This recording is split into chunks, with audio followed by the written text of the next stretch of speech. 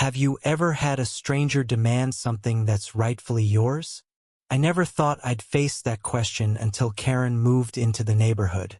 My name's Emily, and I inherited a small, private lake behind my family's Cabina Tranquil Haven where I'd spent childhood summers fishing with my dad. The lake was my sanctuary, a slice of peace in a chaotic world. But Karen saw it as her personal playground. It started innocently enough. Karen, a loud, self-proclaimed event planner, knocked on my door one spring afternoon. She'd heard about my lake and wanted to host a small gathering there. I politely declined, explaining it was private property, meant for family use only. Her smile froze, and her eyes narrowed. "It's just a lake," she scoffed. "You can't keep it all to yourself." I held firm, but I could sense trouble brewing. Over the next few weeks, Karen's requests turned into demands. She'd show up unannounced, insisting her clients needed my lake for exclusive parties. She claimed it was community property, since it was visible from her backyard.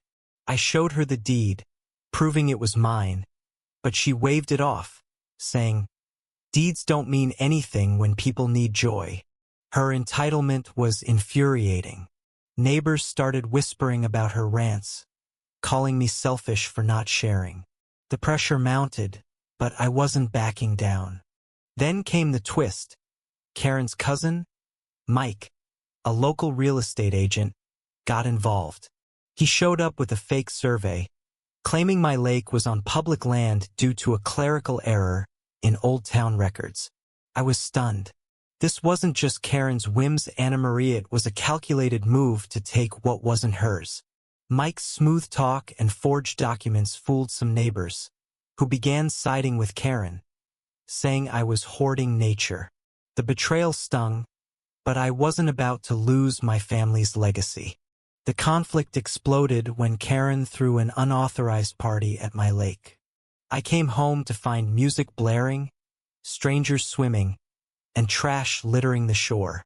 She'd even posted flyers advertising Karen's Lake Bash. Fury coursed through me. I called the police, who shut it down, but Karen screamed that I was ruining everyone's fun. She doubled down, filing a lawsuit claiming the lake was public domain and accusing me of harassment for calling the cops. The audacity was unreal. She was painting herself as the victim. I hired a lawyer, Sarah, who was a force of nature. She dug into the town's records, uncovering Karen and Mike's scheme.